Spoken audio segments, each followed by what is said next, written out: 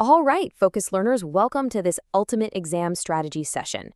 If you are studying for your Cambridge Computer Science or Information Technology exams, whether that's syllabus codes 0417, 0478, 2210, 9618, or our main focus today, 9626, you are in exactly the right place.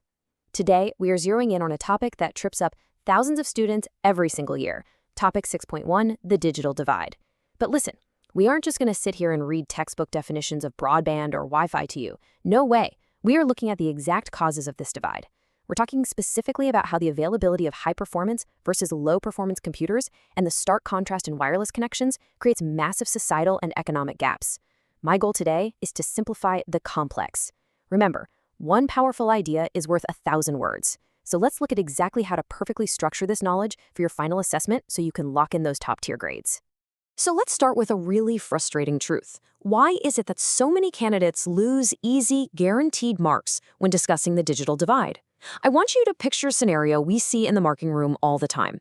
Let's imagine two typical students, Alex and Sam. Now, Alex is what we call a fact overloader. Alex has memorized the entire textbook. So when asked about wireless infrastructure, Alex writes a massive, sprawling paragraph overflowing with raw computer science facts, listing out megabits, gigahertz, RAM, you name it. But there is absolutely zero analysis. On the other hand, we have Sam. Sam is constantly racing against the clock. Sam rushes through the paper, panics, and completely misses the command word requirements. The question clearly said evaluate, but Sam just described. You might know exactly how Wi-Fi works or what a high-performance computer is, but when exam day comes, if you pull an Alex or a Sam, the marks just won't reflect your knowledge. The reality is that most students struggle immensely with applying technical concepts to unfamiliar contexts. Today, we are going to fix that disconnect entirely. And there is absolutely no better place to start than straight from the source.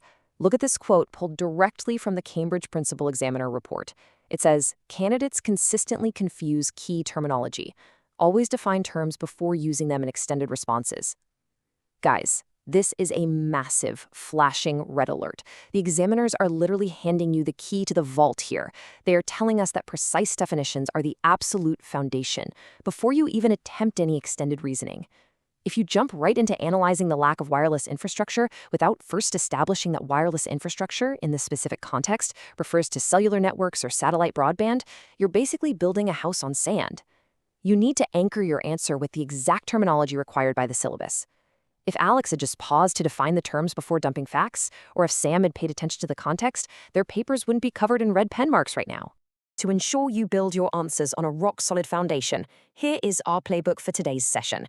We are going to cover 1. Core principles, 2. The method mark strategy, 3. The top examiner traps, 4. Critical analysis, and finally, 5. The memory hack. Consider this your logical roadmap, a blueprint to prime your brain for the methodological framework ahead. But before we continue into these core principles, subscribe to our YouTube channel Ace the Exams at acetheexams_IGCSE to excel in your Cambridge examinations. Click that subscribe button and hit the bell icon right now. You seriously do not want to miss the strategies we drop every single week. All right, let's get back into it and look at how we can transform those red pen marks into green check marks. Okay, let's dive into section 1. Core principles. Analytical depth over superficial breadth. The assessment framework for Cambridge Computer Science prioritizes analytical depth above all else. It is not about how many isolated facts you can list. It's about how deeply you understand the technical and societal connections between those facts. This is where we introduce the ultimate game changer, the PEAL framework. That stands for Point, Evidence, Explanation, Link. Top students structure every single one of their extended computer science answers using PEAL. You make your point, you back it up with evidence from the scenario, you provide an explanation of the technical mechanics, and you link it back to the question. This framework completely forces you away from superficial breadth and guarantees you hit the analytical depth the examiners are begging for. As we saw from the examiner report, defining your terms exactly is a non-negotiable step for top-tier marks. When we talk about digital divide terminology in topic 6.1, we are talking about a highly specific technological and connectivity gap. Let's apply our PEAL framework here. What happens when a rural region only has access to low-performance computers? Well, they lack the RAM and multi-core processing power to run modern, resource-heavy software. That's your point in evidence. The explanation is that this immediately stifles digital literacy because schools can't run current educational platforms. And the link? The link is that this hardware limitation directly widens the economic gap. Or what about wireless connections? Businesses with high latency cannot access real-time cloud services, meaning they are completely cut off from the global market. You absolutely must firmly establish these parameters in your answer before you begin evaluating. It proves to the examiner right out of the gate that you know exactly what the core issue is. Notice the massive contrast here. On one side, we have superficial breadth. This is our buddy Alex just rattling off raw facts. Writing something like, a high-performance computer is fast, a low-performance computer is slow, wireless internet is good for business, won't get you anywhere. It's too basic. On the other side, we have analytical depth. This means using logical, structured reasoning and making cross-topic connections. For example, explicitly linking the availability of hardware directly to software capabilities, or connecting wireless connection speeds to data transfer limitations for healthcare clinics in remote areas trying to download massive patient files. Connected conceptual understanding is what the top-performing students exhibit. It's the difference between memorizing a dictionary and actually writing a compelling novel. Which brings us to Section 2, the procedural method strategy. This is incredibly important because examiners actually award method marks for demonstrating the correct procedural process. It's not just about getting the final answer right. It's about how you present your information and the professional IT skills you show off along the way. This all starts with command word decoding. Remember Sam, who rushed and missed the command word? If a question says discuss, it wants a balanced argument. If it says evaluate, it wants you to look at strengths, weaknesses, and provide a concluding judgment.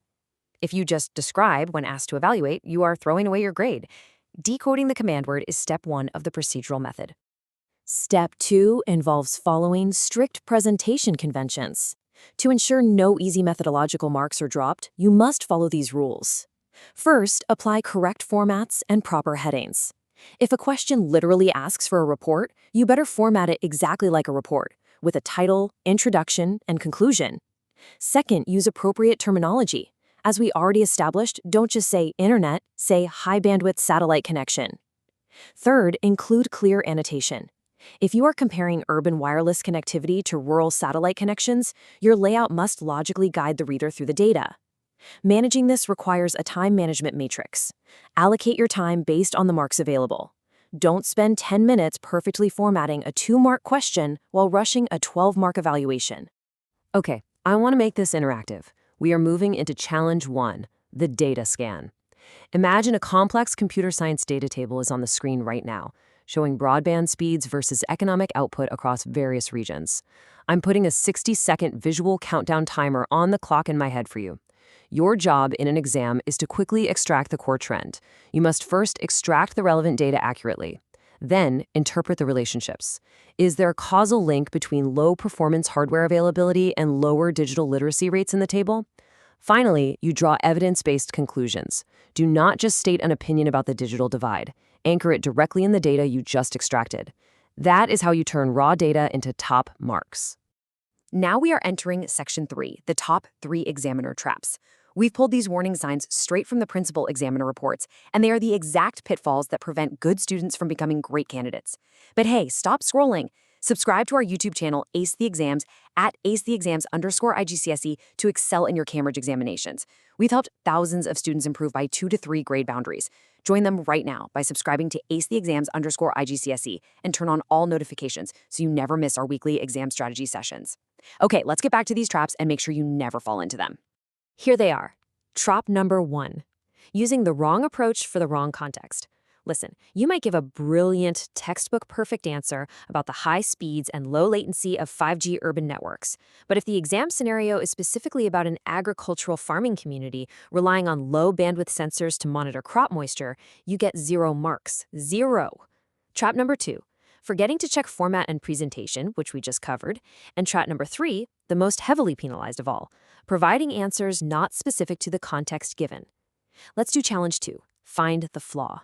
Imagine a paragraph that says, computers are important for business because they allow fast typing and internet searches. What's the flaw? It's generic. It's a copy-pasted textbook answer. The examiner commentary would say this lacks any contextual application to the specific IT system in the prompt. Your response must breathe the context of the scenario provided. Section 4, Critical Analysis, Evaluative Thinking. Transitioning from a passing grade to the highest tier of the assessment framework requires a totally different mindset. Top-scoring candidates secure their critical evaluation grades because they don't just accept the information presented to them, they actively pull it apart. They interrogate the scenario, they question the data, and they evaluate its quality. This is where you truly show the examiner that you are thinking like a computer scientist. To achieve this level of critical analysis, you must follow specific, actionable steps. First, identify data limitations. Is the data provided on wireless connections outdated? Or maybe it's only focused on a very small sample size of urban users. Point that out. Second, question the assumptions made by the prompt. Does having a high-performance computer automatically guarantee high productivity? No, because there might be severe software limitations or a lack of user training that we aren't considering. Third, consider alternative interpretations. Is a specific region really suffering from poor hardware access, or is it actually a lack of power grid infrastructure that's causing the digital divide? And most importantly, justify all your decisions with hard technical evidence. This evaluative thinking is the ultimate separator between an average answer and a perfect score. This critical thinking builds heavily into comparison questions. Basic comparison is just listing similarities. Again, that's our friend Alex. But advanced analysis requires explicit comparative connectives. You must identify similarities and differences. Let's do challenge 3, speed writing. Imagine you have 30 seconds to write one perfect Peel paragraph comparing two networks. Go. While you're thinking, here's how you do it. Instead of just saying both regions have computers, you use connectives. You write, whereas Region A has widespread access to high-performance machines facilitating advanced software use, Region B is limited to legacy hardware. Consequently, Region B faces a severe capability gap. Boom! You're using words like whereas and consequently to draw firm conclusions about relative importance. That is advanced analysis in action. All right, Section 5, the memory hack. How on earth do you remember all of this, the Peel framework, the command words, the context traps, under the extreme ticking clock pressure of an exam hall? We have synthesized all these examiner warnings and methodological requirements into a single, powerful memory hack that acts as your cheat sheet.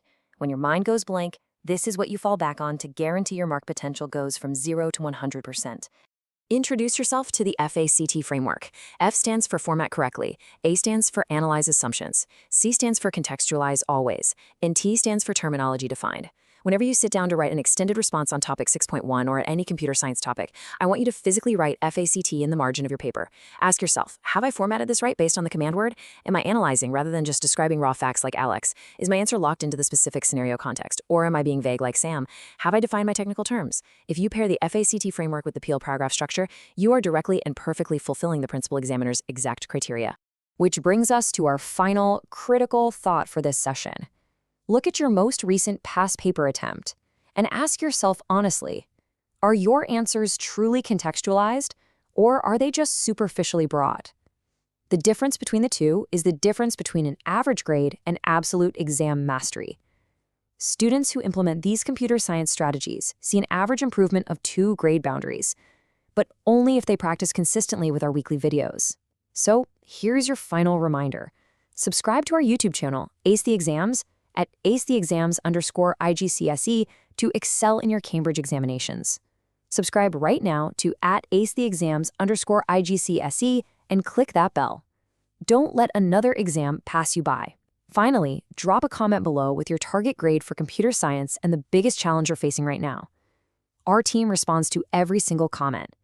Like and share this video with a study partner.